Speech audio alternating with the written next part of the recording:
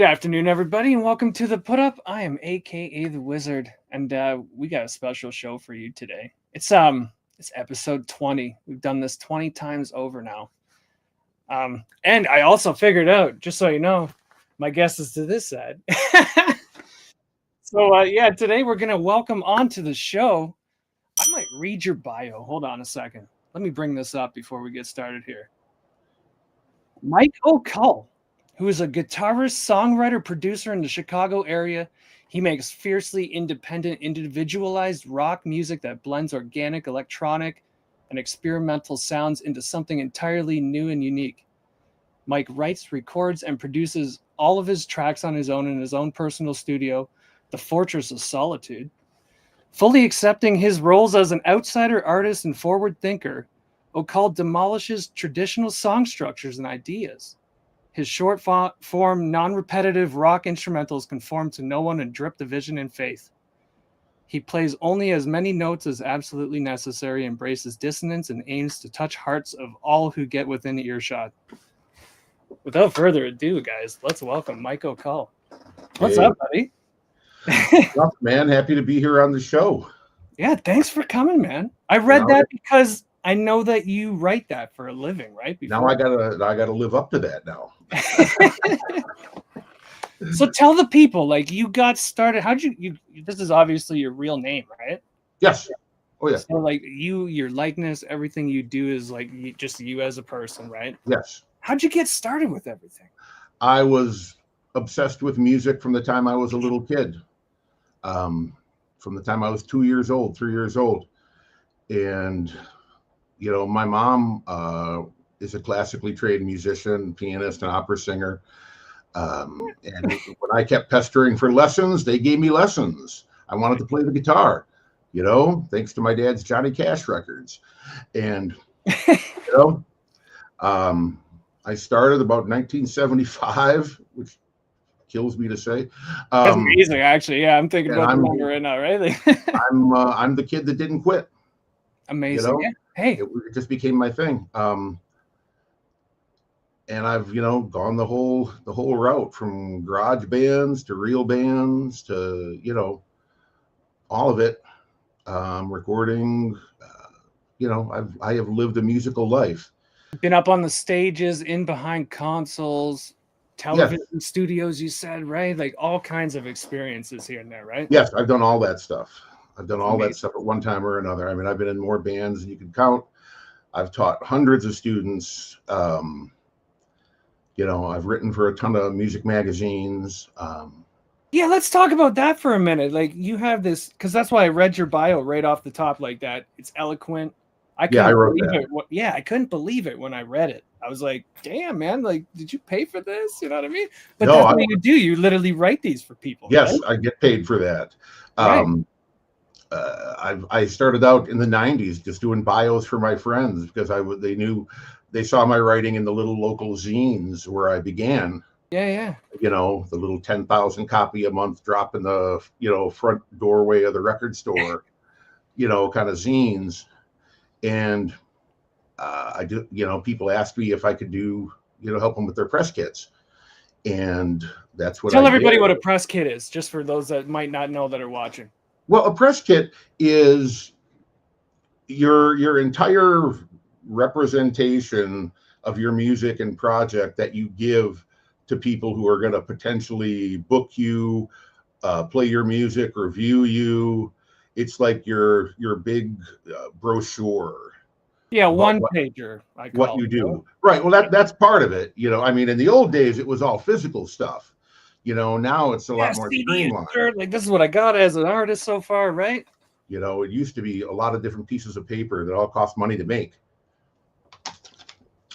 But you have photos, you have music, you have just your descriptive text, which is your artist bio, yeah, like the one that you write. Your press release about whatever you're promoting. your new record, a tour, whatever it is the reason why you're sending stuff out to people. And people tune them different ways, for different receivers, like maybe, a booking bio or something like that might be slightly different Right. than a social media bio 100%. or, a bio about your original music. Almost like a cover letter for a job or something in the Kinda. employment world, right? Where you tailor it towards the type of job that you're trying to get. Yeah, you're Right. you're trying to represent yourself as the right person or act for this opportunity. Right. Perfect. But bands usually have a hard time putting that stuff together, especially the text, because Right. it's hard to write about yourself. Well, and I mean, in school, only certain people were good at the book reports and the narratives and that kind of style of stuff, right? Right. So it's like they're meant to write if they're meant to write, and Yeah. you're meant to write. It's just how Right. it is. I was one of those kids, Right. I couldn't do multiplication very well, but And I was the opposite. I was like a scientist, kind of like, give me the math. I built all the stuff you see behind me here. Wow, by hand. So yeah, I mean, that's awesome. It's like a totally different type of. I got to come to people like you to get the words out. Yeah. Right. Yeah, it's amazing. My mom is a legit mathematician with a double master's degree. I got none of that. Sings opera, you said, right? Yeah. Like Yeah, she was offered. Yeah. My mom was offered a full ride to Juilliard at one point in the 50s, and turned it down to go into math. That's crazy. Amazing. But she's the musician in the family, the generation before me. Right, that's where it comes from, kind of thing. It always streams down from somewhere, right? And that's why when I was a little kid, after a while, my pestering to play guitar was taken seriously. Right. And I was given an opportunity to try.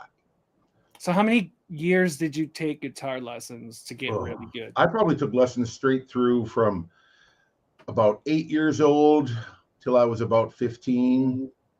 Okay, not with the same person, but in different settings. And then later on, I went back and took, some college classes and all that. I didn't go to music school. My degree's in writing and English. So I don't know. I mean, I don't know how many years total. It kind of blends together. I probably had 5 years of piano lessons too, split up. I guess, yeah, that helps too. Like, I remember, I took 4 years of guitar lessons myself, and then got to the point where the teacher couldn't teach me anything new. And then just kind of went off on my own at that point. But yeah, also I did the same thing. Took it at theory classes in college during music school, right? Yeah. Like a music industry training school, right? Mm. And then it was more playing piano in high school and stuff between that got me really good at theory. Right, because it makes sense on the keyboard. The guitar is very hard to conceptualize. Yeah, so tell the people what you do to help that for new players. Well, in my millions of years of teaching, I figured out a way to teach non-music reading guitar players theory in a way that they will actually understand it. In a way that it makes sense. That in a way that it makes sense, like a piano student would see it. And I began with teaching them about whole steps and half steps and where all the natural notes are on each string. And I have them write their own tabs. My students create their own reference book as we go along through this process. So they can always go back and, look at what they did. They have a record of their they made, right? What? Made by their hands too, not just which is the whole idea is that the writing helps with the installation, right? And it's part of your approach, right? Yes, I mean for them and for myself. I used to do cover band, tribute band things like backing up Elvis impersonators and Tom Jones impersonators and things like that, where you have to learn 40, 50 songs sometimes in a week. And I have to write charts. I have to do that. I have to write charts. It doesn't stick if I don't put that much information, right? So you've got to, just like when I teach theory, I teach it as a parallel to our verbal and written English language, right? How good of a reader of English could you be if you couldn't sing the alphabet song? Yeah, you got to go back to the basics, right? Right. It sounds funny, but it's true. you know. I mean, I've seen little kids, not with me, thankfully, because I would have snapped, trying to learn music, which is based on the alphabet, an alphabetical order, before they know what alphabetical order is. Right. So you have That's to know A to important. G before you can start making Right. music. You know what I mean? So I have everybody write their own tab sheets, finding all the natural notes. And it's actually every helping friend. their literary skills kind of at the same time. in a way, Well, we try to take a whole body approach, whole person approach around here. I like that.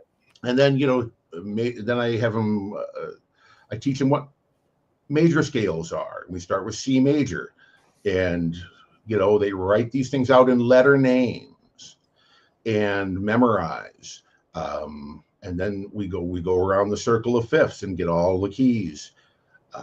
And then once they have that, we can learn chord construction, modes, analyzing melodies, all the rest. But it all, my big push is to get people to learn those major scales, and they have to write them out obsessively. If you remember how many like doing lines when you got in trouble at school, just write the same thing over. Yeah, I won't do it to yeah, you. I wasn't wicked with that. But when I was taking classes and all that, I would, if I had time between students or something, I would give myself little timed quizzes. Like, can I write out all the major scales and key signatures in 5 minutes or less? What? Can I write out all the minor scales in 3 forms, harmonic, natural, melodic, in 5 minutes or less? Okay. So because you got to be fluent. Memorization of it. I mean, Wow. you got to be able to think in musical terms the way we're thinking in verbal terms right now when we converse. Yeah, we're not thinking about which words to say. We just say them out because we're exactly. If we were, the conversation would break down. It'd be pretty hard.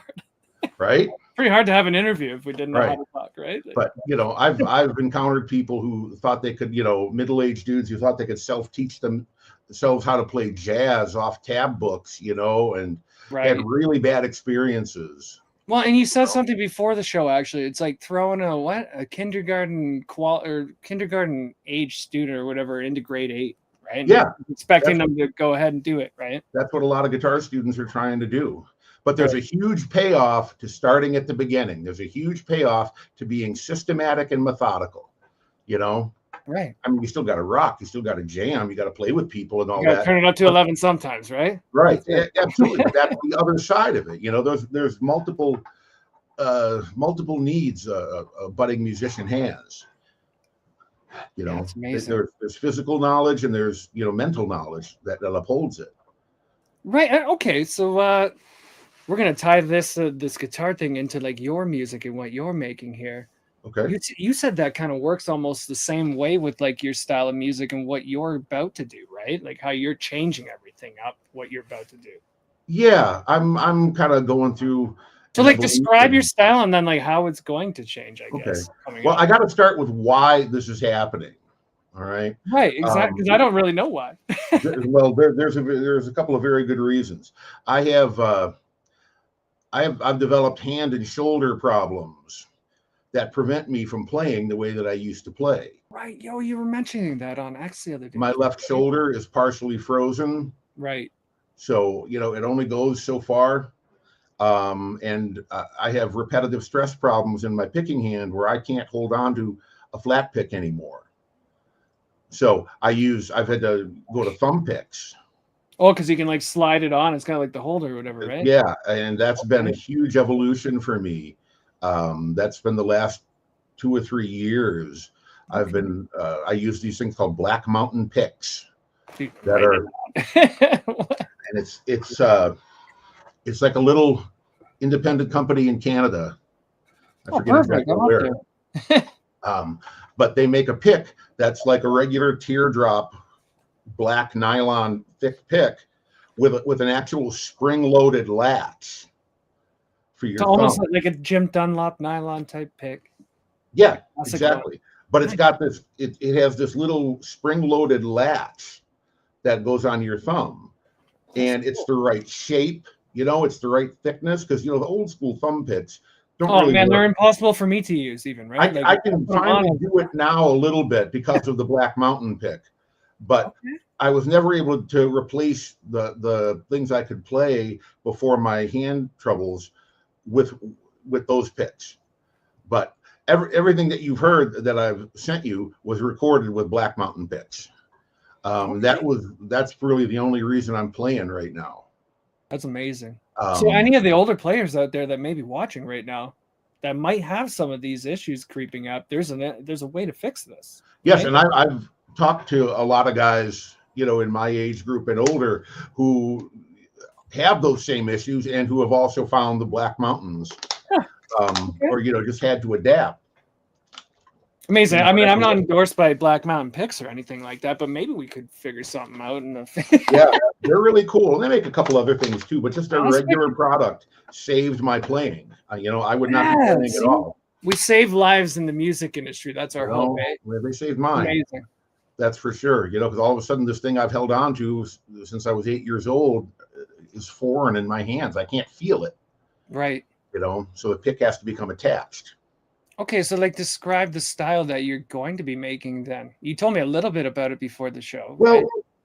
the music I sent you for today was the first steps towards this, and that was the first music I recorded with those picks, with the Black Mountain picks. Okay.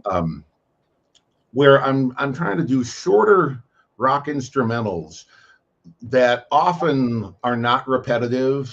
I mean, these are the ones you have today are a little bit more normal in structure than some of the things that I'm doing right now that are about to come out. But my whole thing is to blend guitars and synths and electronics and noise into short form tunes that people can listen to. I'm not the kind of guitar player who wants to make 17-minute fusion jams. I just don't have that.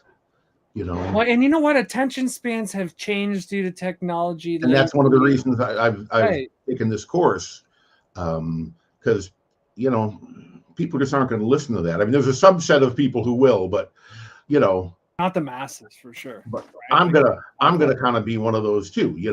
I like the shorter thing myself as a listener. That's interesting. Yeah, a lot of a lot of my friends and stuff, even my age, are like into that like specific genre of music thing still. They'll listen to full albums, things like that, right? Yeah. We're like, I can't handle it. I write 2-minute songs, you know what I mean? Like Oh, I listen to full albums. I mean, I like the length of songs, right? Like a 2-minute song is great for me. When I write one, I'm like, I don't know what to do after that. You know what I mean, the stuff that ultimately set me off as a kid was like Johnny Cash and Chuck Berry, and those tunes are short. Yeah, more so just like the patterns are very simple too, right? And the stuff, Yeah. like I'm getting into playing some of them for the live stuff we're practicing for, and it's just like, wow. Like seeing that style, right? The things that I'm doing are simple. There's nothing really, theoretically complex about anything that I do. I'm mostly going for vibe at this point, especially because with, the shoulder and hand issues, you know what? I'm proud of you for continuing on, even with your like problems that you're facing. That's I mean, legendary, bro. It's who I am, Yeah, that's amazing. That's what I was given in this life was music. So it's too late to turn back now. Thankfully with the computer, it makes it a lot easier. Right, like some of the tech that we have access to is really going to help out with that, right? Like yes, but I'm turning the corner now, and I can do full takes and do some of the stuff that I used to do. I used to be very very solid in the studio before my hand problems, and it's been a long train running to get back to some semblance of that. Tell us one story about the studio. The best one you got. I don't know. My studio experiences were mostly a bunch of bands that could make great music but could never figure out how to sell it. Yeah, and that's where you came in, right? Like writing bios, things like that. Yeah, helping them actually like push that thing after, right? I was never the band leader. So I had limited like session work sometimes too. Do what? Like session work, just playing for other artists and stuff. Sure. Too, yeah. Sure. yeah, when I can, I would still be up for doing that sort of thing. You know, Nice. a lot of that got paused as I was working through these health problems, and I really, I mean, I spent a few years where I couldn't play at all. Right. You know, so I really am relearning. I'm rebuilding. You know, everything I do, physically at least. You know. Great. Okay, well, walk us through the process of like how you make a track real quick, and then we'll hear the first one. Okay. Well, I'm making these that you're about to hear in a different way than what I used to do. Right. I did the, singer songwriter approach for a long time. You know, everything came down to guitar and vocal. That was the kind of stuff that really set me off as a kid. You know, Cash and Hank Williams and all my dad's country music. Storytellers, the whole thing. Yeah. You know, but now what I'm doing, it all kind of starts with improv into the computer most of the time, where in my former life, everything started with lyrics. I had lyrics before I did anything. If I could write 3 verses and a chorus, then I would, worry about chords. Where now I'm just taking an idea and building on it, and I do it rapidly. I try to do it quickly because I found out that I'm a sprinter, not a long distance runner, which is creative stuff. Like catch it in a bottle of lighting kind well, of thing. You know what? My I've learned that my best ideas and performances are reactions, not studied creations, so to speak. I remember reading an interview with Nile Rodgers, who's one of my, guitar heroes. Legendary, yeah. Yeah, who's produced, everybody. And he said in this interview that I never let the musicians hear the songs before the session because I want them to react, not think. I saw him speak actually at Canadian Music Week in 2012. That would be awesome. I would really like that. It was like one of those panel things up front. Yeah. Crazy, yo. But that stuck with me, and that has borne out when I've, done live tracking, with live musicians. If you can't nail it in 1 or 2 takes, you're going to beat the life out of it. Yeah, it's true. I do that with guitars in the studio. I don't take a lot of takes to get a guitar track into Pro Tools, man. Right, exactly. That's what I'm talking about. 10 times to get it right first, and then you just nail it one time with the mic on. Or for like 10 months beforehand. I record something, I with this music, most of the time I improv until I find something I like. And then shoot for the moon with it. And I start building. But I'm doing more irregular song structures now. I was a traditionalist for many, many years. Verse, chorus, bridge, chorus, out. Exactly. Right? And I'm getting a lot further out in left field. I need to go there with you. Yeah, I just, it's who I authentically am at this point. That's amazing. Okay, so tell us about Brookside Hill, the song we're about to hear here.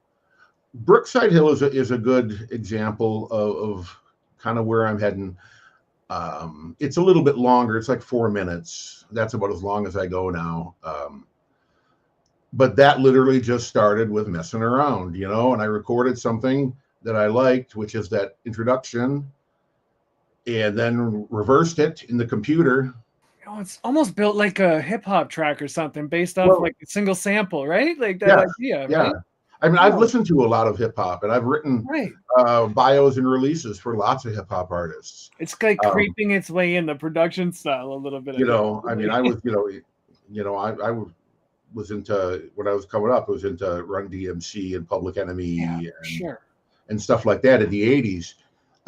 So I do have some of that approach, to production. Sampling, like that kind of idea when it's. I'm not so committed to the live instrument thing anymore because I just don't have access to the musicians I used to. I don't have access to studios with live rooms. I'm pretty much working by myself. Well, and we've seen a shift in the music industry of like a lot more artists, independent ones, not going to a studio, buying a little rig of gear and doing their own things, doing whatever they can with what they have kind of thing, right? Like, yeah. Because And you can't afford to pay $90 an hour at a big place No. anymore, right? Like, and I've done it. I mean, at one time that was all there was. You Yeah. had your cassette 4-track or you had real studios, and not a whole lot in between.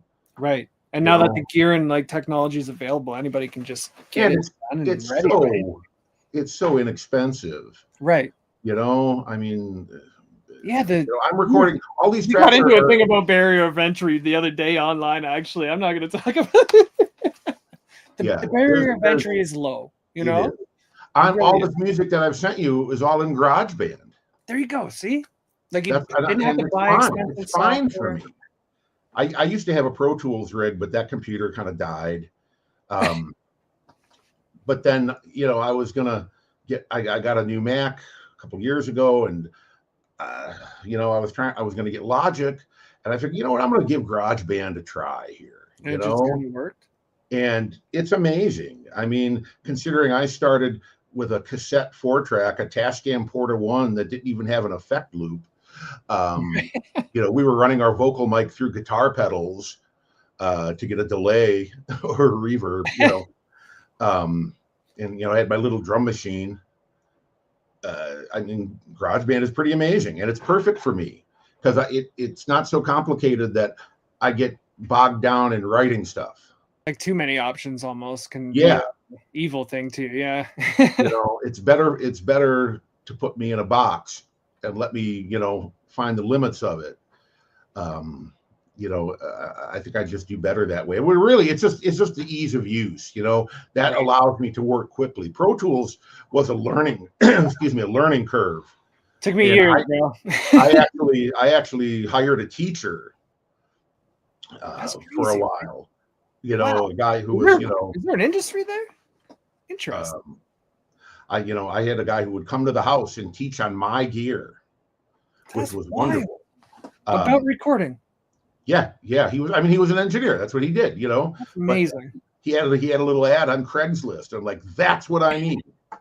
Wow. And so for maybe a year, this guy would come to my house weekly and taught me how to use Pro Tools, because I have a lot of experience being on the business end of the microphone, as a musician, but I didn't know how to run the software. I didn't, So, but now GarageBand is perfect for me, honestly. I have no plans to upgrade anytime soon because I'm finally getting to the point where I feel comfortable working with it on the fly. Own it, right? That fluency thing we were talking about with the theory, like your alphabet song, because like I said, I like to work quickly. So, but I put things together and I make quick decisions, and I try to create melodies that are similar to what a vocalist would sing. I'm not a shredder. I have no interest in playing fast. I'm also trying to create passages where the guitar doesn't sound like a guitar. I'm trying to make it more synth-like, more oddball, which is apparent on some of the things that I have out now, but on the stuff that's coming up is a lot more, adventurous. Nice. Like I said, at this point, these tracks, I was still very much relearning how to play my instrument with the thumb pick, which, was not easy. But now I'm working more on the idea level and looking to stretch things and looking to kind of push what I can do and find out where I can take it. Nice. Well, let's hear it. We're going to go to it. We're going to listen to this track right now called Brookside Hill. Let's hear it. Roll that.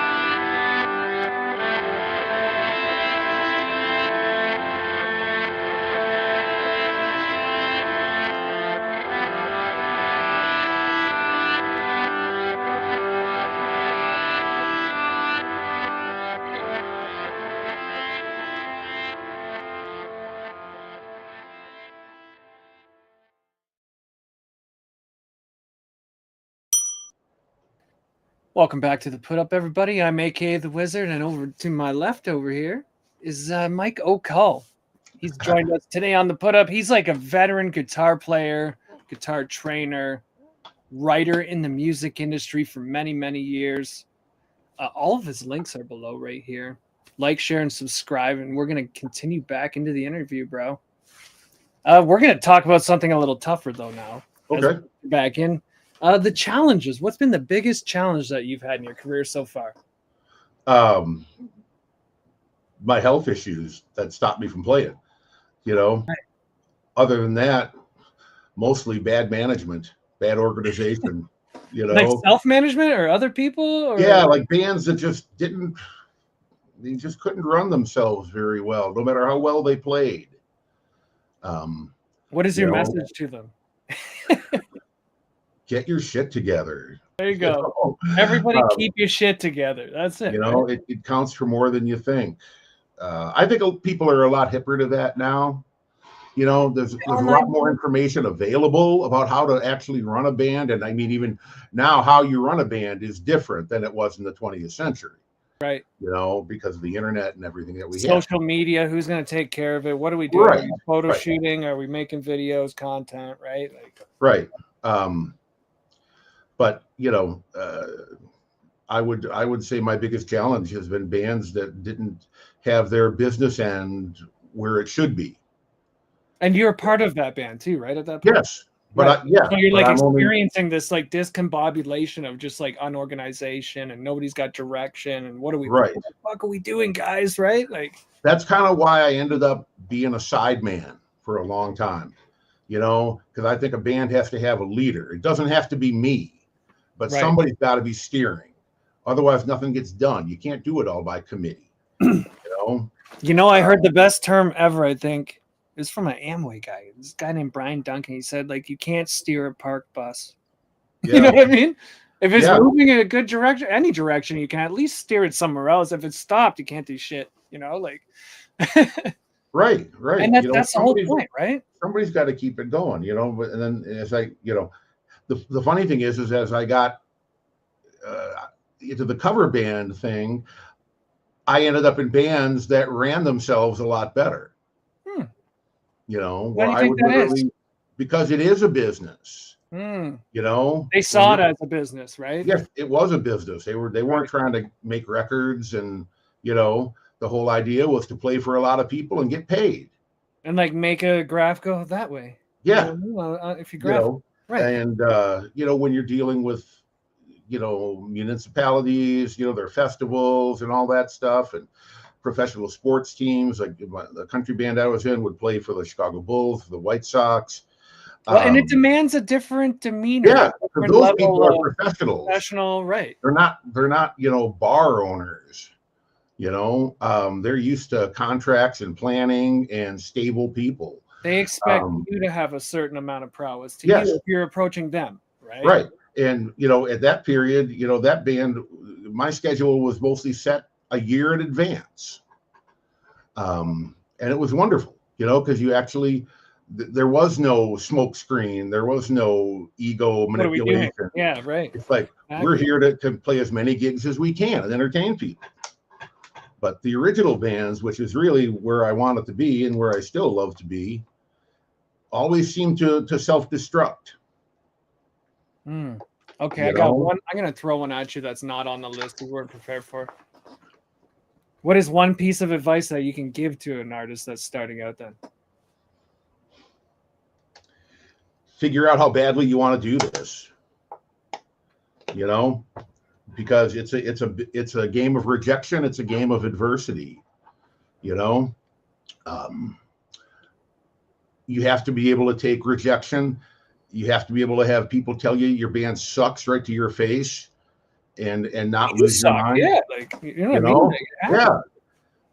I mean, you got to be able to handle that. The drunk guy in the back heckling. You gotta be willing to put money into it. You got to be willing to put your time into it and give up other things. And if you're not willing to do those things, trying to be an original music artist is going to be impossible. I mean, you can run a cover band part-time, but trying to do original music is going to test you. To have a career actually making your own music, right? It is going to test you and force you to answer that question of how badly do you want to do this. It's like I'm sure you've seen the movie Whiplash. Yeah.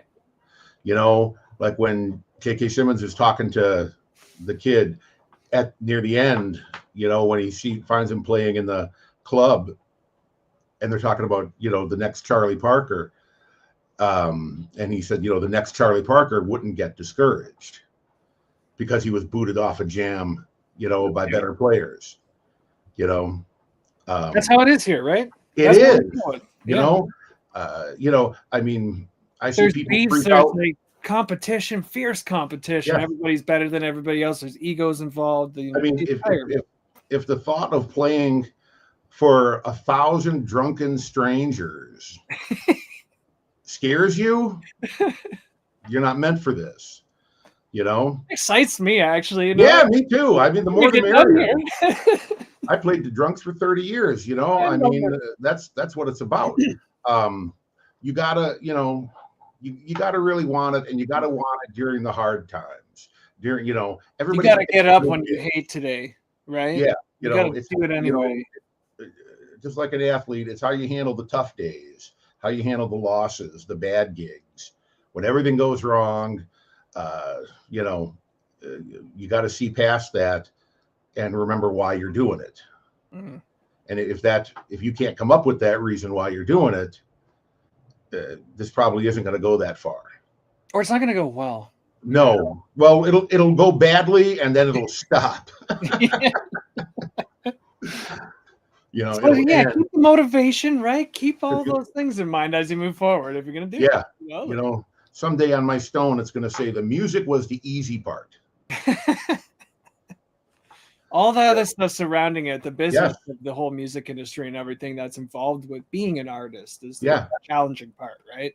I've seen my students, end up, in bands and little cover bands that play 1 or 2 gigs a month, and they realize how hard it is just to maintain that with 5 people and their schedule. And then trying to live up. You're right. All the things that nobody talks about, but those things will test you and test your commitment to playing and, playing competitively, I guess. Right. It is a competition.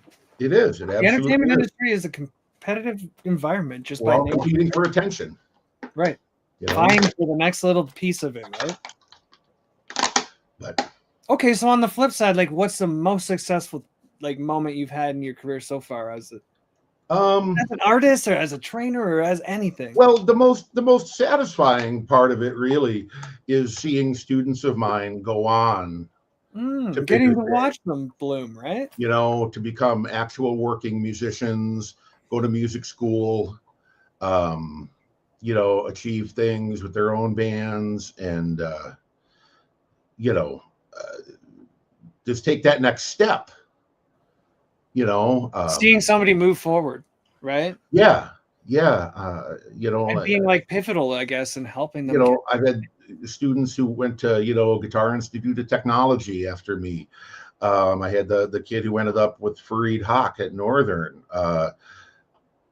I've had people end up at Berkeley.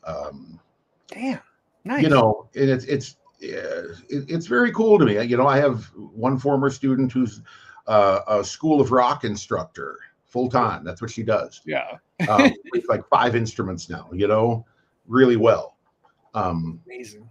I'm a multi-instrumentalist too. I do all kinds of stuff. I mean, honestly, I had to call an ambulance for my mom a couple of weeks ago, and one of the paramedics who showed up was one of my old students. That's wild. And he's still playing. In a different life even. But he's still playing. That's crazy. So getting to affect people, those are really the most satisfying experiences. I've played a lot of great gigs and it's fun, but these things, you really impacted somebody. You guys connected, and you helped them find their talent. You helped them connect with this thing that they never knew they could do, much less do well. I love the idea of just everything. yeah, we help people, right? That's what I do too, man. The whole point of the put up here is to help the artist get seen. You know what I mean? Like the whole spirit of just like, I don't know, not paying it forward, but just like helping the guy out that's beside you that needs it, that you know you can do for him. You know what I mean? Yeah, it's just sort of what we do. We pass things from one to another, you know. Yeah, that's beautiful. That's the craft. Okay, so let's get a little technical here. I know everybody wants to know what guitar you play. Tell us some stuff about like your rig, Your what stuff. you use to record, you know? Well, I've always, as an adult, I've always kind of been a Telecaster guy. Okay. I'm a Strat guy myself. I've had a lot of those too, but the Tele was my main thing for a long time, and I still play it a lot. In fact, the music that you're playing today was not done with a Tele. Right, but, like I always see like those kind of players as like the more technical players when they like the Telecaster, you know? yeah, I was into like, you know, the country thing, like Danny Gatton, Right. and into Brian Setzer, and you know, I mean, I played roots music. Right. You know, I played More of blues that and style. rockabilly. I had a surf band in the '90s for a couple years. You know, playing all the '60s instrumentals, the Ventures and all that, Pipeline. You know, Yeah, that would be perfect for that. Yeah. But I use a Tele a lot now. I also play a Paul Reed Smith CE24. What? I've got a CE24. That's like the custom series one, right? No, it's the bolt-on. Okay. But it's the And I American. want the custom 24 lefty. That's different. That's the set neck. Yeah, that's the one I want. I've got a 2005 CE24. Wow. That is just a perfect guitar, you know. That is a perfect guitar, bro. It's everybody go look it up. It's flawless. Wow. But it's not fancy. And no, it came from where I used to teach, and it hung on the wall for 5 years and nobody wanted it because it wasn't fancy. It's just a plain like cranberry color, you know, wine red. Yeah, they're known for their like wild colors and stuff. Right, and the flame tops and all of that. But it's a screaming demon, you know. It's just a wonderful guitar. It's my dream guitar. I've also become enamored with Sterling. I've heard of those. Yeah, the low end Ernie Ball, the entry level Ernie Ball stuff, which are the best cheap guitars I've ever touched. Have you ever heard of a Yamaha Pacifica? Yes, sure. They're almost like that, where it's like way out of its price range. You know what I mean? Like, hey man, Mike Stern plays the, you know, I watched that guy play in a club in Chicago. You know what I mean? He's one of their big endorsers for the Yamaha. You know, they made him a Tele. That thing's epic for what it is. Like, it's like, you're like, what? There's nothing wrong with that guitar. Yamaha doesn't get the respect it probably deserves. Because they make so many things. They make dirt bikes. They make water coolers. They make, you know. Well, I've heard it said that they're the biggest musical company in the world because they make everything. Well, they also are a conglomerate to other corporations that make instruments and stuff too, without you knowing. Kind of like JVC is RCA is the Electro one back in the day, kind of thing, you know, like. Yeah, they're in bed together. Like they all work together to get your instruments made to you and into your hands, you know. I'm not a part of it in any way. I know corporations in Canada that are a part of that though. And so it's a big corporate structure up there with all of the companies, all the mic companies, all the gear companies, they know each other. But I've you know, and one of I use a lot of entry level gear at this point. Yeah, tell us about your pedals. You're selling pedals? Maybe? I've got some. I've sold a few. I used to use Marshall Blues Breakers for a long time that everybody's nuts for now. I'll bring a couple out for you if I can find them here real quick. I got this old guy. I'm sure you know what this is. Oh yeah, the DL4. Yeah, it's like the old school looper delay pedal thing, right? And like Line 6 is old school. Yeah, there's not many things that Line 6 did very well, but that one was one of them that they did. that one touched a lot of players. Yeah, that's so much that they reissued it like 2 years ago. And I have like the old version, so I'm kind of rebuilding my pedal board at this point. Okay. You know, like I said, I used Marshall Blues Breakers from the early 90s. You know, those I used to buy those at guitar shows for $60 a piece. You know, now they're They're like like your classic like Gin Dunlop wah pedal, you know, like the Crybaby. Like they're in that kind of class, You like know, just gear that work I've for got here. You pull out a pedal, so I'm gonna give you one. Give you one back. I still use this. This is my 1996 full tone. Oh my gosh, look at that thing. Full drive too that I've beaten the daylights out of over the years. I bought this new at the Toledo, Ohio Guitar Show in '97, I think. That's epic. And this is one of the ones. It's not unscrewed now, but if you took it apart, this is one of the ones, the early ones, where Fuller covered the whole circuit in black epoxy. Yeah, so you couldn't see it or whatever and copy it, right? Yep. Yeah. Yeah, this is one of those mad scientist ones. Yeah. That's amazing. I had one called a Dan Electro grilled cheese. It was purple and pink. Yeah. Purpley pink color.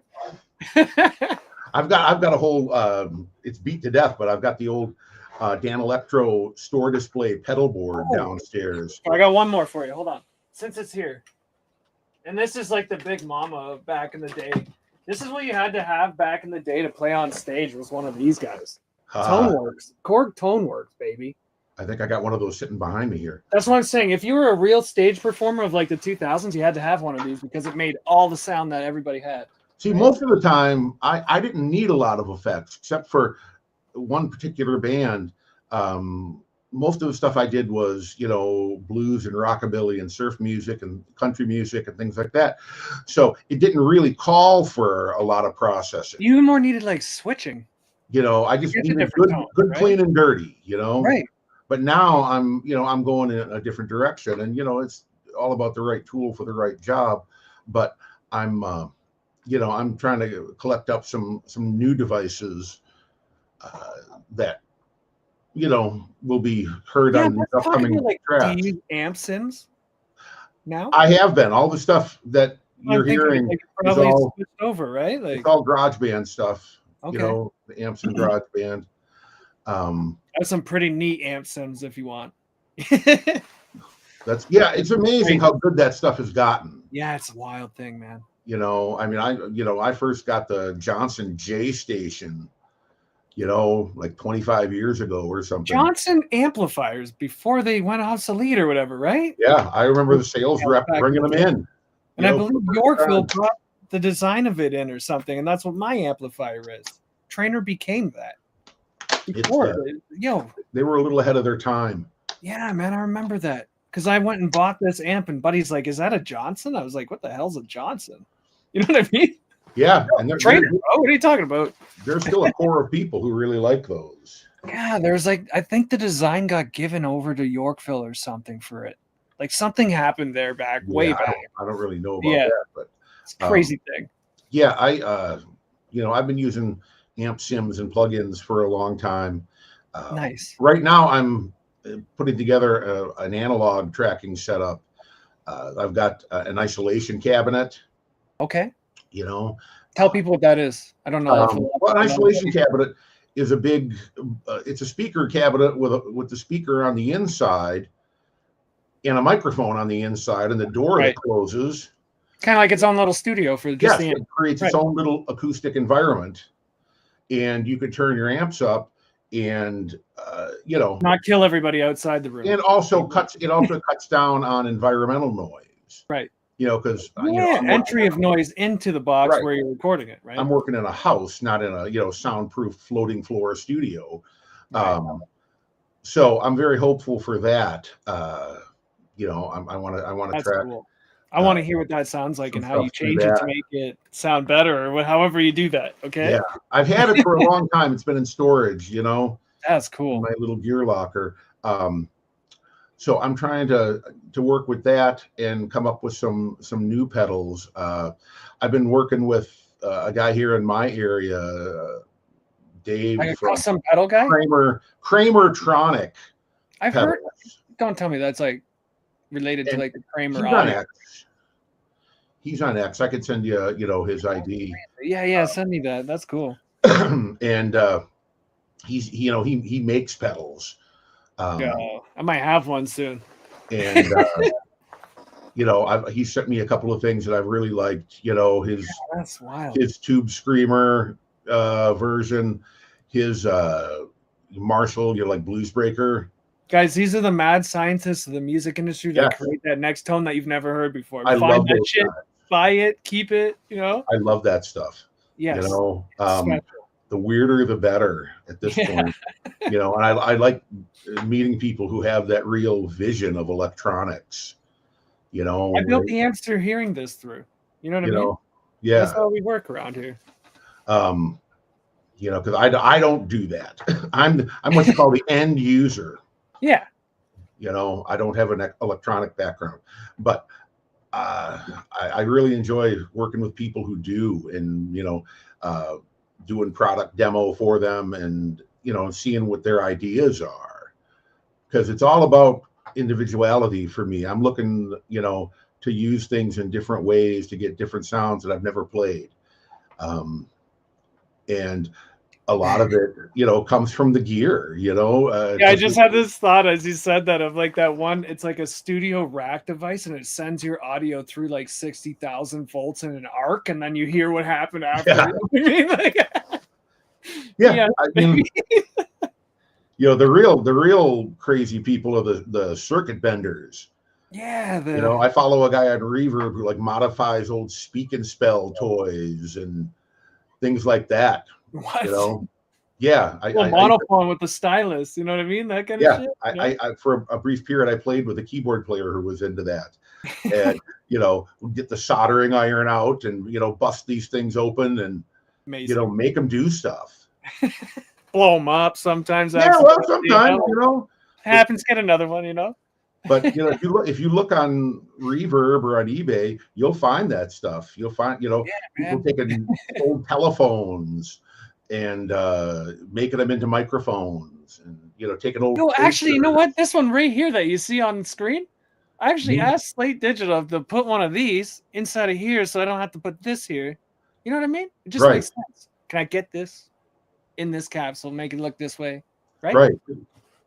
It's on the table, Slate. Let it happen. Yeah. Yeah, just things like that, man. Or it just kind of works out that way. Yeah. So I'm definitely in an experimental phase with gear, I guess is what I'm trying to say, Yeah, that's amazing. I'm actively looking for new stuff. If anybody out there that's listening to this might have some crazy ass stuff that you can provide Mike here, I'm sure he'd look into it. Absolutely. I would be happy to take a look at anything and amazing. Give it a run through. That's where the fun is for me now. Heck yeah. I want to do anything but what I've always done. Well, okay, then we gotta find you some new stuff to do. That's it. Right? Yeah, that's what I work on every day. Yeah. My practicing is mostly compositional. I'm always trying to come up with stuff. My gear setup is evolving, and nothing is off the table. I used to be I used to be a vintage amp purist, and Fender. Gone through all the different stages, right? You had the Princeton like 57 or yeah. And I mean, I had one point in the 90s, I had like 15 old Fender amps in my basement, You know what a Kemper profiler amp is, right? Sure. Now you can just install them in there. Just have them. Yeah. And old amps are a lifestyle. Old amps are like old cars. If you keep them long enough, you will change every single component. Yes. Over time, even the transformer will blow. And yes, because they were never intended to last 50, 60, 70 years. Yes, 100%. I mean, it's due to use, moving, stuff like that. There's all kinds of factors. But I truly believe that if you told Leo Fender in 1959 that in the year 2025, people would still be interested in the stuff he was making in 1959, dude, this one they were crazy. This is a copy of the 59 version. But Leo would tell you that's crazy, because by that time he'd be making way better stuff. Yeah, but I don't think there's still anything better than that one right there. But honestly, but he got those designs so right. Yes. You know what? That's what it is. Things that stand the test of time were designed properly, right? And there's a lot of genetic dead ends in the guitar world, Right. But Strats and Tellys and Jazz Masters, you can still play today's music on those designs Right, from the right. 1950s. And it And still that's sounds just as good. that's the Better. genius of it. Sound better. Yeah, And Leo didn't even play the guitar, it's amazing. you know, but it's still relevant. It's still, you know, That's cool to think about, actually. After all that that's why time. we still play them all, Yeah, that's because amazing they to me. still work for what we're trying to do. Well, let's hear another one of your songs. Okay. I think it's a perfect time to do that. The next one we're going to hear is called Memory. Tell us Yes. about it. This is and this is all with the Sterling guitar. The Okay. Sterling Cutlass CT30, which is the cheapest Nice. guitar they make. But man, those pickups just record well into the computer. Nice. Okay. We'll roll that. All right.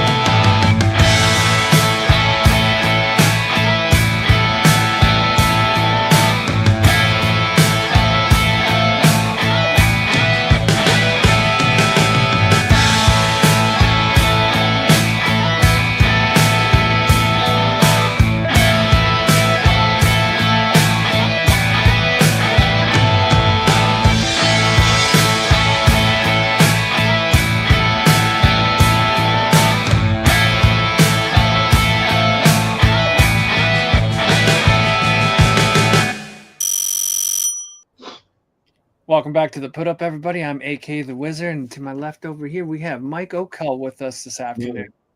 Yeah, buddy. And what you heard is just his second song was called Memory. Say another word about that track, bro. That's a more recent example of the short form sort of thing that I'm going for, you know. Right. Short tunes, but with, you know, some rock and roll impact. You know, a lot of the playing that I like to do now is sort of minimalist. You know, just taking a couple of notes and working with it. And why is that? It just feels right, you know. At this point, I've been through just about every style you could ever want to play, you know, and I've learned a lot of lessons playing with a lot of great people. And Okay. I'm trying to trim everything down to the essentials and get something good rather than just try to be Wasting time complex. anymore, right? Yeah. Anybody can make something complicated. It's a lot harder to clear the water. You know what I mean? It's interesting because you come from the other side of having already done all that other stuff, right? Where most of the artists are trying to find their sound the opposite way, right? Going Yeah. through all those different things, like which one is for me, kind of thing, right? Right. And, You're trying to trim the fat at this point and get rid of all of them.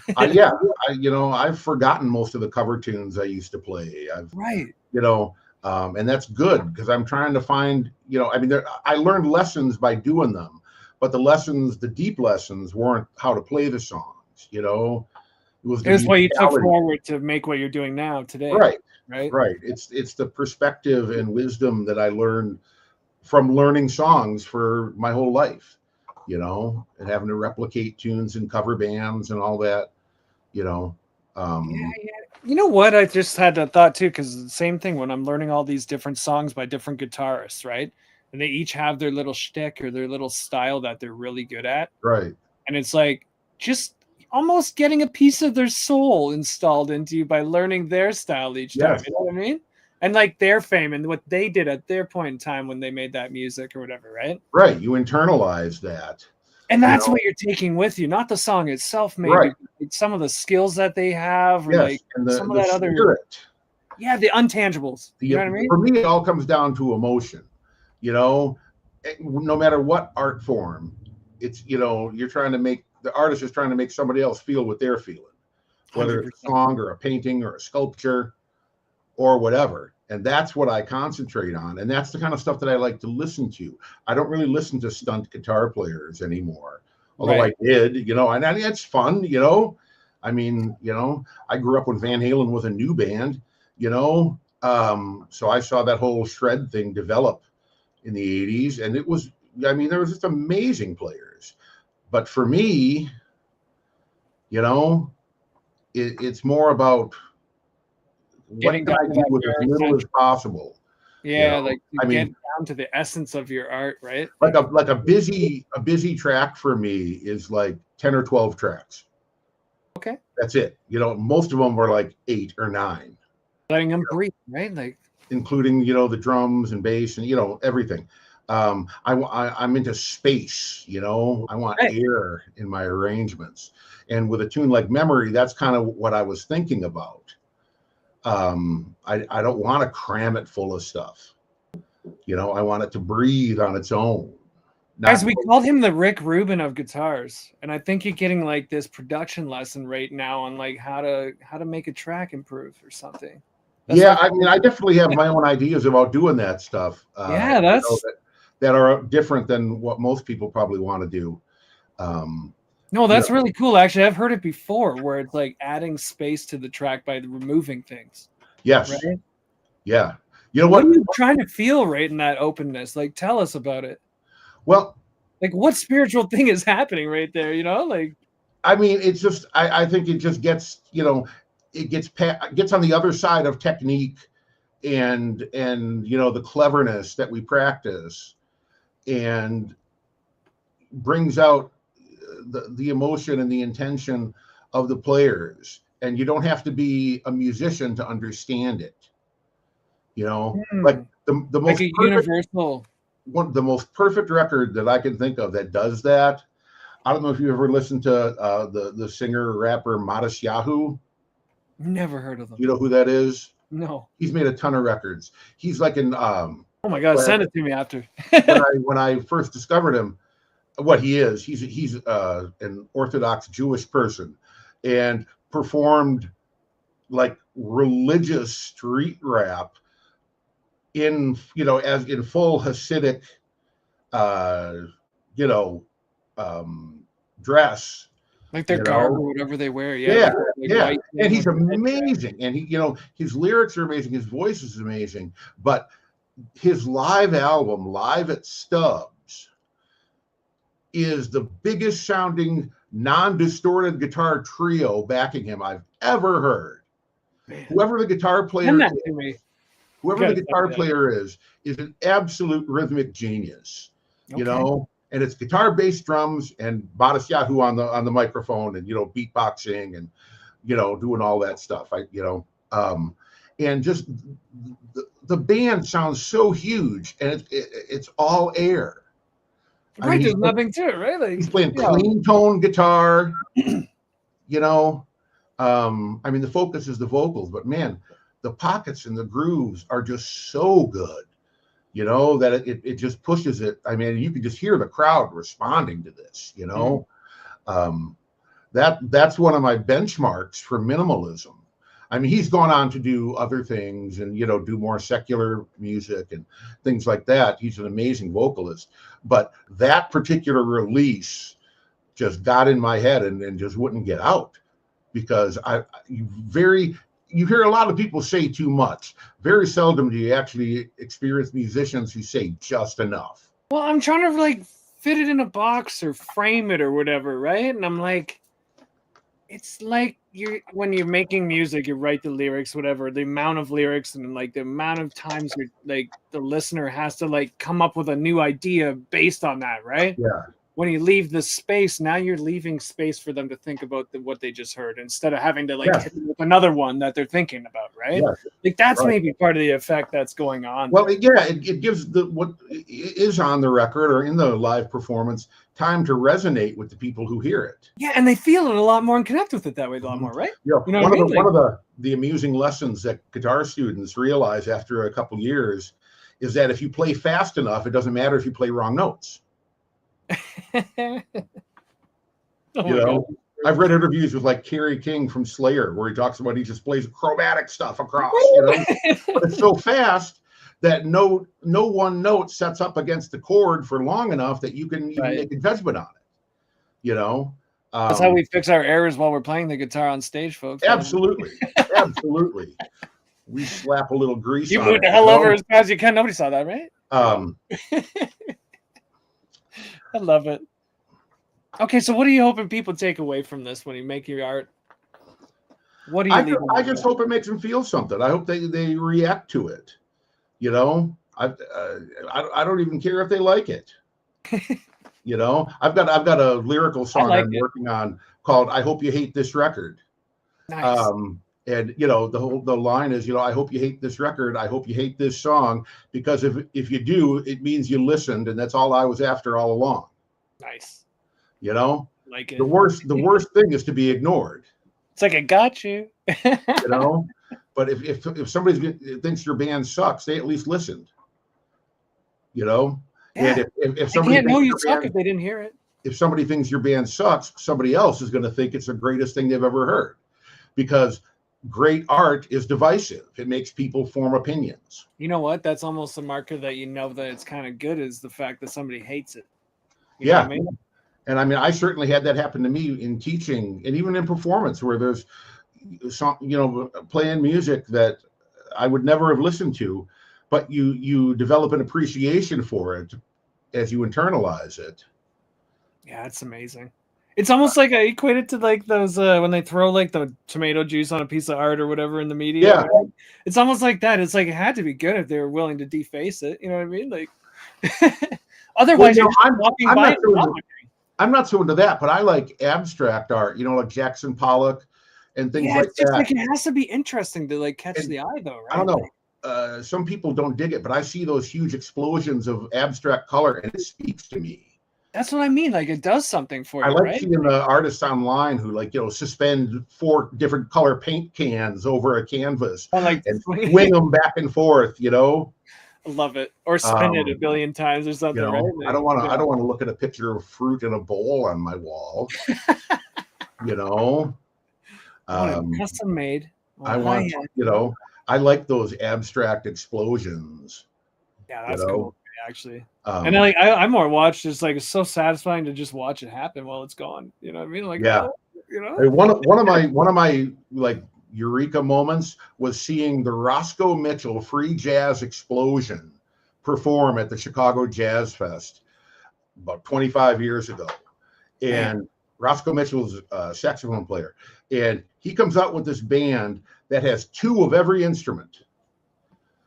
2 guitar players, 2 bass players, 2 drummers, 2 piano players, He's at the front with the horn. There's a couple other horn guys, and this is in Grant Park in Chicago, in front of this big crowd, you know, and they start and they play a couple of minutes of this, you know, like little, you know, pseudo jazz thing, and Totally then normal. they just tear into this noise jam, and it goes for like 45 minutes.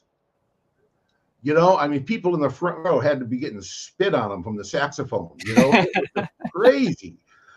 And Oh my gosh, yeah. they were so committed to it, man. It was so cool. And then they, after like 45 minutes, they go back into that same little smooth jazz riff. And That's how they end. Night. That's it. Oh my gosh, you knew it was over because you heard it again. You know, and I'm like, that's the most incredible show I've ever seen. I think, you know, because they true to their name, they just exploded. You know. And I don't know, I get something out of it. I know a lot of people don't dig that, but I've worked with people who do free jazz, you know, and things like that on a pretty high level, you know, like on a MacArthur Genius Grant level. And I know there's something to it. I always knew there was something to it. I just had to figure out what it was. I love how you get so excited about it too when you talk about it. It's wonderful. It's my life, man. It's what I care about, you know. I just, you know, I like seeing that kind of, you know, just wild. And you have been everywhere. Like, you've been so many different places doing so many different things with it, right? So I'm old. It's amazing. It's amazing to have that, to bring it back and be able to put it on a show like mine here. Thank you so much. Honestly, that's crazy. I'm happy to give you to get some of the coolest stories that you'll ever hear about some of the places 25 years ago. You know what I mean? Yeah, I got a lot of stories, that's for sure. More than we have time today. No, okay, so go the other way. What's next for you? Tell the people what you're working on, what's coming up, what they can attach to and become part of next. I'm working on trying to be a relevant musician in this day. You know, I don't want to play the old songs anymore. You know, I grew up on classic rock when it was just rock. You know, yeah, baby. 11. Put it to 11. Yeah. I mean, I remember when people didn't know Spinal Tap was a joke when it came out. I was in high school. You know, it's like I've been through all that stuff. And what I'm trying to do now is anything that I haven't done before. You know, but it's still got to be cool. A pop artist, guys. It's still got to be. It's still got to be memorable. It's still got to be musical. But you know, nobody needs one more old white guy playing blues. You know. Oh my God. Should I? I'm younger. You know what I mean? Well, I don't know. I mean, it's personal story. I mean, I've played at the Chicago Blues Fest. You know, I've played at Buddy Guy's. I've mixed and mingled with that crowd a lot. You know, I have some friends that are in the Chicago Blues Hall of Fame. There you go. You know, but I'm not a purist like they are. You know, right? So you're not going to put your heart into it like they were for a career and go do that only, and like that they literally just geek out on that one thing forever. Yeah, that, right? You know, I mean, I know someone, a friend from the past, who, you know, at 18 years old was playing with Muddy Waters band, was playing with Jimmy Rogers, who played guitar on all the Muddy Waters songs, you know, in the 50s. Well, he learned it right from the source, you know. And now he's one of the biggest artists in the world in the blues. Nick Moss, you know, he's amazing. He's on Alligator Records. But, you know, he was riding in the van with these guys who made all those famous records. It's the craziest thing to be a part of, eh? Yeah, I mean, it's really cool. I'm just happy I know him, you know. But for me, I like the blues, but I like Zappa too. And I like, you know, I like electronic music, and I like, you know, a lot of classic hip hop. I like funk music. I like, you know, just multi-genre music. Right. I can, you know, I mean, and you know what? As a mix engineer, I'm kind of the same way. Like, I just kind of listen to anything and everything. I take it in. And everything I'm doing now is the result of everything I've ever listened to. Yeah, that's amazing. I can't wait for that. Whether you can hear it or not, you know, I mean, there's no overt, you know, references, but, you know, it's coming out of, you know, somebody who has spent literally a lifetime learning tunes and learning how to play the guitar and participating. And it's the, you know, the inner game of all that gives birth to the music that I'm writing now. And like these songs that you've played today. Yeah, it's gonna be so crazy to see the new stuff when you But like. the new just stuff is apply that. definitely a little more left fieldish. I can't wait. You know, yeah, I'm going to be sending some tracks off to be mixed. I don't do my own mixing and mastering. You know, I told you I was not meant to be an engineer. I've got a good ear for performances and tones and stuff, but EQ and compression, no. I leave those to the adults. But you know what? Half of it's the stuff that I built into the room that makes that possible to hear. Yeah, that's just really one cool. secret for everybody out there. There you go. I know the room makes a difference. It's everything. It's literally everything. Yeah. And we just, to get it mastered, we send it off to a more expensive room. Yeah. Yeah. I got a guy that has $1 million room and it makes it sound better when he does it there. Right. We do the same thing. You know what I mean? Right. But because of his environment, he's hearing more. And he's like 60 he's years old. Accurately. Doing it for 35 years. And, yeah. Yeah. Yeah. So it's just, right? You can't buy that kind of experience. Can't buy it. You literally, I mean, you can purchase it, but you can't get it. You can rent somebody who can do it for you. But, you know, I wasn't blessed with ears like that, you know. And I know that. That's why we're around. That's why guys like us exist, for people like you. That's it. You know, and I'd rather have somebody do it right. The goal is not that I turn every knob myself. You know. And I mean, I'm not the guy doing it. I totally respect whoever's going to be doing it. You know what I mean? It's just one of those things, right? And then, like, I know at this point from doing it so long that just let the artist be the artist, let the engineer be the engineer.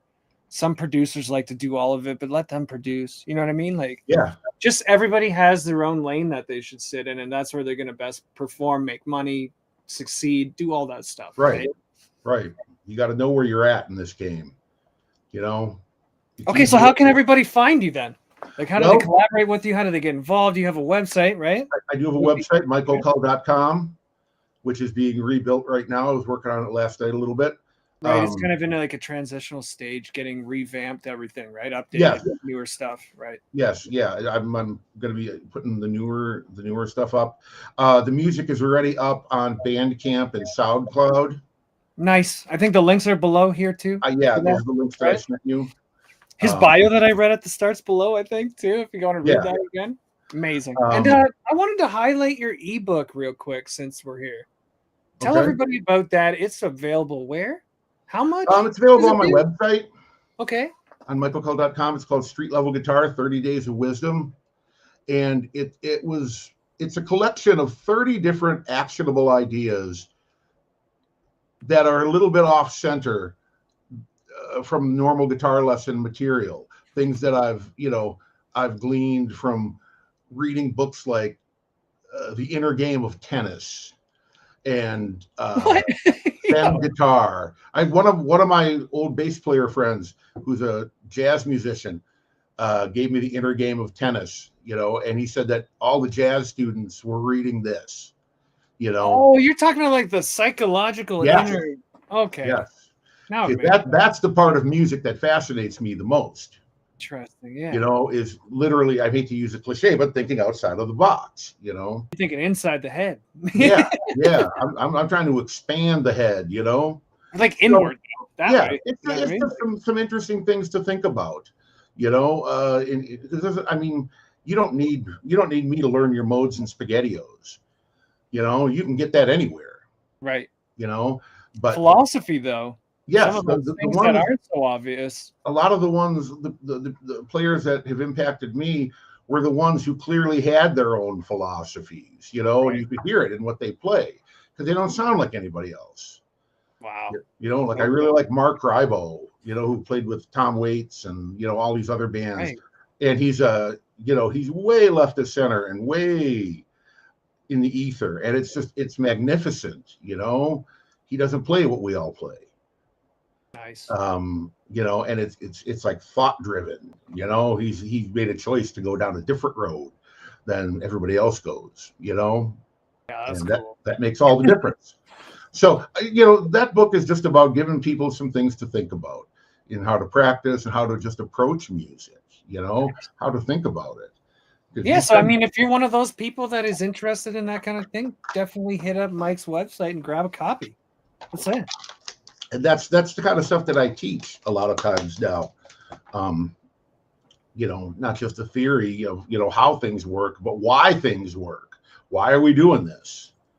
Why intention matters. Right.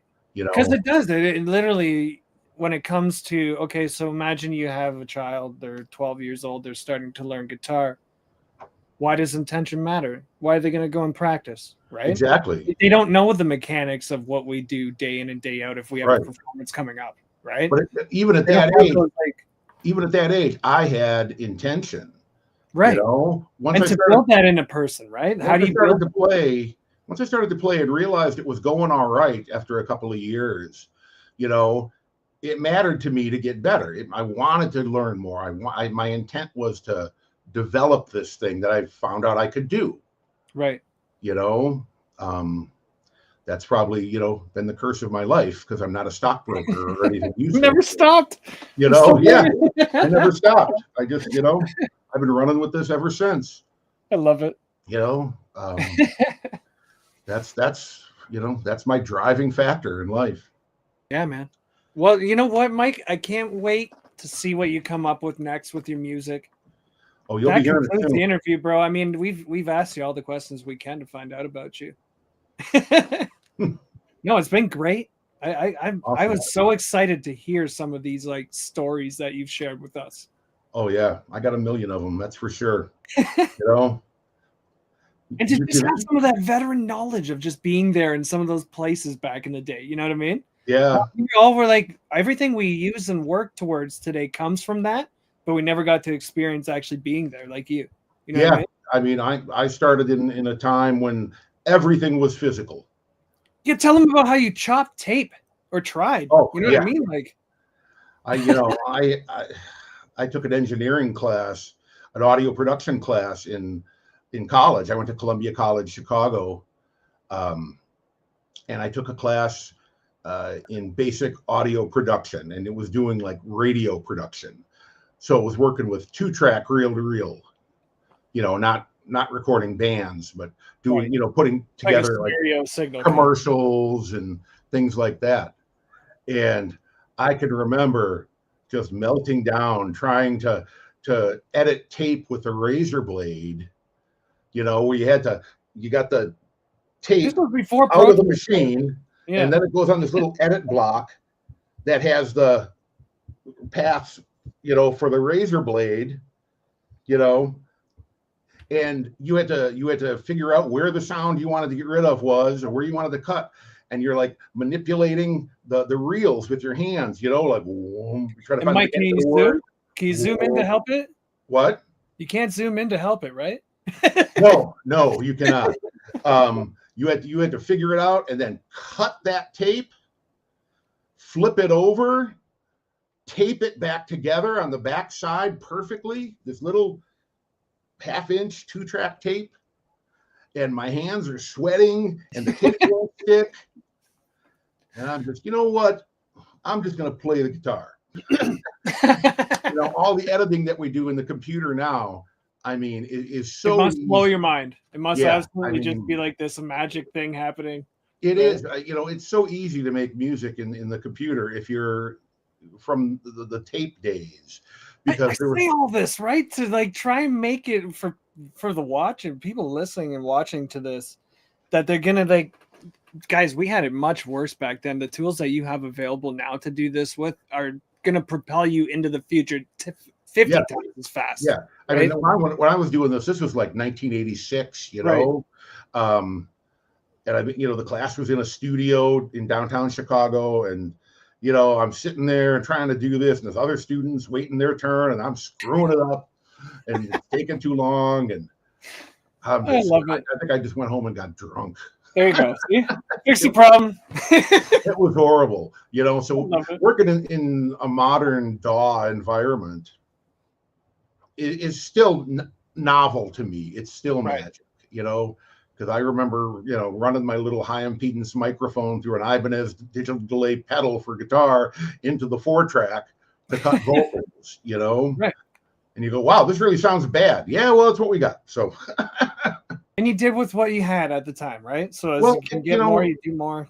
honestly, fidelity means nothing to me. All the records that really set me off were made between like 1940 and 1970. Yeah, the shit, right? Like they You didn't even know know, how to record them. I came up with AM radios and little record players. Yeah. So it's the content, it's the performance that matters to me. You know what, Mike? Actually, we've gone back to that idea today. We're getting more about what is the content on the screen and should I consume it more so than what does it look like quality wise. Yes. We're already at 4K. We don't need, you know what I mean? Yeah. It's not about that any longer. It's about like, should I consume this now? Right? I have little patience when guys start arguing about what platform is better to record on. Nobody cares. Yeah. Nobody goes to looks up, man, I want to find records that were done in Pro Tools. Right. Is there an option you can like filter for that shit? It's all about the song and how it makes you feel, if it gets people's attention or not. I love it. That's what it's all about. That's why we're here, to get attention, make people's like days different, right? Like we're trying to entertain them, we're trying to help them. I remember when the summer when that song "Old Town Road" was so popular. 100%. And I'm reading about this, and Lil Nas X made that song off a beat he bought for $30. Boom. From some guy in Europe. MP3 format. And did it, probably. And I'm listening to this, and what he did with it, I'm going, oh, well, I understand completely why this is a hit song. Yeah, 100%. Because he did magic with it. Yeah. It's how it connects to the people that matters, right. Not the sound quality. Right? It's what it's all about, man. And you can do that. I mean, shoot for the moon with quality. If you can afford it, shoot for the moon. But I mean, there's there are people who use your music to listen to their equipment. Right. Right. And I like the way you put it. I'm kind of the opposite of that. I still can't beat a Howlin' Wolf record, I'm still trying to make music that sounds the best in your equipment. That's it, I find that, with the modern methods, getting a good sound isn't that hard. It's a lot easier than it used to be, right? The computer does a lot of the grunt work for you. Yeah. Even from when I took audio courses in like 2012 to now, there's been a huge shift. Oh, I'm sure. With the ability for some of these plugins and things to just do their job. I've got room correction going while I mix all kinds of things now, right? Right. It's epic. It's fucking epic. Dude. And for me, it allows me to get right to the content and the intention and the emotions. Yes. Gets out of the way. Because I'm not getting bogged down trying to make gear work that I don't fully understand. 100%.